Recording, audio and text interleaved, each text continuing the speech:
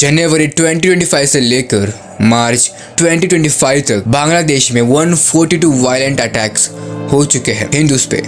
It includes चोरी करना, property हड़पना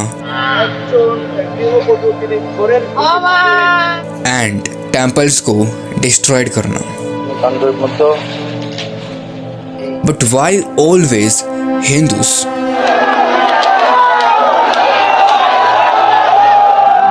and according to external government report, उनके हिसाब से ये चीजें डिक्रीज नहीं, ड्रास्टिकली इंक्रीज हुई है। 47 incidents in 2022, 300 plus incidents in 2023 and 3200 incidents in 2024।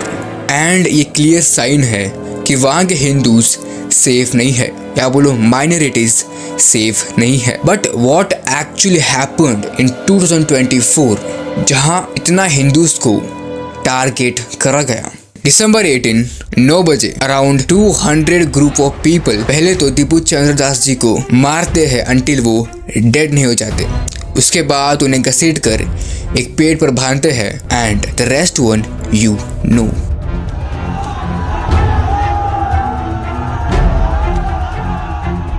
But what actually happened that night? And आखिर दीपू चंद्र दास जी ने इनका क्या बिगाड़ा था? दीपू चंद्र दास जो फैक्ट्री में काम करते हैं and he was 27 years old man and उनकी 3 साल की बेटी है एंड वो घर में अकेले ही कमाने वाले हैं। तो ऑन दिसंबर 18 अराउंड 4 बजे एक फेक न्यूज स्प्रेड होता है एरिया में कि इन्होंने इस्लाम के अगेंस्ट कुछ गलत बोला है। उसके बाद वहाँ के लोग गुस्से में आ जाते हैं एंड फैक्ट्री के बाहर प्रोटेस्ट करना चालू कर देते हैं। And the saddest part is, जब दीपू चंद्र दास फैक्ट्री के अंदर थे वहाँ किसी ने भी एक बार भी पुलिस को इन्फॉर्म नहीं करा एंड उल्टा उनको उस भीड़ के हवाले कर दिया। एंड आगे तुम्हें पता है व्हाट हैपेंड। आफ्टर दैट वहाँ पर पुलिस आती है एंड दीपू चंद्र दास जी की बॉडी ले जाती है for postmortem. And after investigation they found कि इन्होंने कोई भी ऐसा स्टेटमेंट नहीं दिया था। एंड कुछ रिपोर्ट बोलती है कि कुछ को-वर्कर्स ने ये fake allegation, fake news spread करा था क्योंकि अपनी पर्सनल दुश्मनी निकालने के लिए। आफ्टर दैट वहाँ के पीएम ने एक ट्वीट करा कि उन्होंने कुछ लोगों को अरेस्ट करा है जो इस इंसिडेंट में इन्वॉल्व थे। एंड यू नो कि उनके साथ क्या होगा, बेल।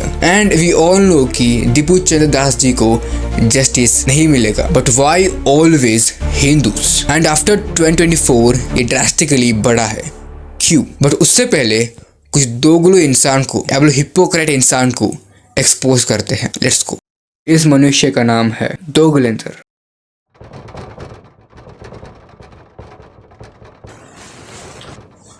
हेलो भाई, दिक्कत हो गई भाई, बाहर बंदे खड़े भाई मारने के लिए मुझे। भाई जल्दी बंदे लोग को फोन कर दे भाई, जल्दी भाई, अभी आकर।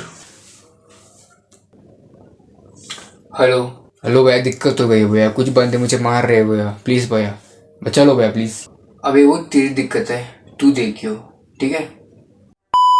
ये सीन एक रियलिटी है कि कैसे कुछ लोग जब कुछ इंसिडेंट्स आसपास होती है तब कुछ नहीं बोलते, जब कुछ इंसिडेंट कहीं दूर होता है तब वो अपना आवाज उठाते हैं।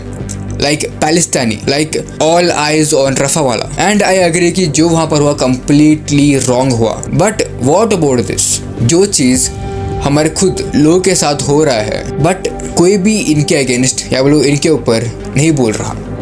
वाई? एंड भाई तुम ध्रुव राठी सर को जानते होंगे, मुझे पता है कि ये इसके ऊपर पक्का एक वीडियो लाएंगे एंड पूरा ब्लेम करेंगे इंडियन गवर्नमेंट एंड वहाँ के हिंदूज पे। मैं लिख के सकता हूँ। एंड भाई ध्रुव राठी इतने मैनिपुलेट है ना, वो अपने वीडियोस इतने मैनिपुलेटली बनाते हैं कि हम वो सारी चीजों को भरोसा कर ले। एंड कुछ बंदे, आप लोग ध्रुव राठी सर की ऑडियंस इन्हें सच मानती है। लाइक वो दुरेंद्र वाला जो हुआ था, बांग्लादेश में कौन क्या कर रहा है मुझे उससे क्या लेना देना?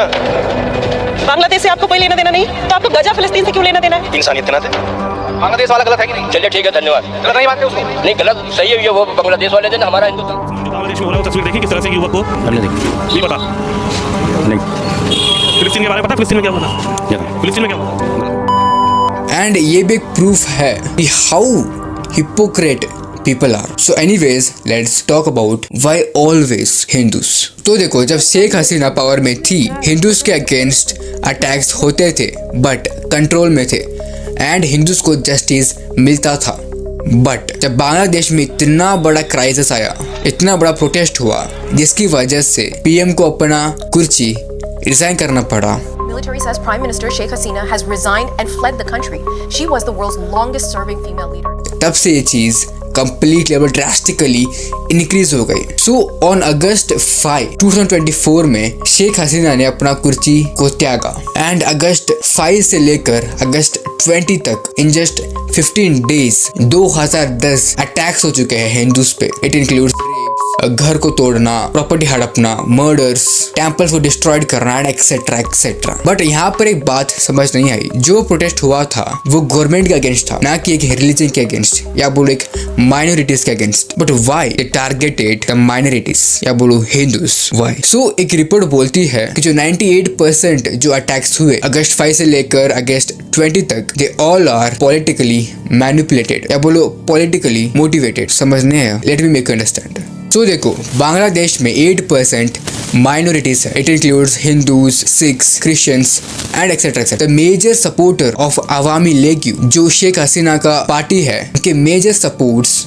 आर माइनॉरिटीज एंड वो अवामी पार्टी सेक्युलरिज्म को सपोर्ट करता था। हिंदूज को जस्टिस मिलता था, अटैक्स होती थी बट कंट्रोल में थी। वहाँ के लोगों को पुलिस का डर था, गवर्नमेंट का डर था एंड वहाँ के माइनॉरिटीज अपने आप को सेफ फील करते थे। तो after collapse of that party, वहाँ के लोगों ने सीधा टारगेट करा माइनॉरिटीज पर, हिंदूज पे, सिख्स पे, क्रिश्चियंस पे, बुद्धिस्ट पे and etcetera etcetera. And not only this reason, there would be many reasons and ये चीज बहुत कॉम्प्लेक्स है। Like poor instability of government, poor government, bad influence of hater speeches, environment, कट्टरपंथी and etcetera etcetera. And अगर अपन कट्टरपंथी की बात करें, वहाँ के बांग्लादेशी मुस्लिम्स अपने रिलीजन के अगेंस्ट कुछ भी टॉलरेट नहीं कर सकते या बोलो टॉलरेट नहीं करना चाहते। एंड उसका एक बेस्ट एग्जांपल है, so the recent one, Dipu Chandra Das, एक फेक एलिगेशन की वजह से उन्हें मार दिया गया। The another reason would be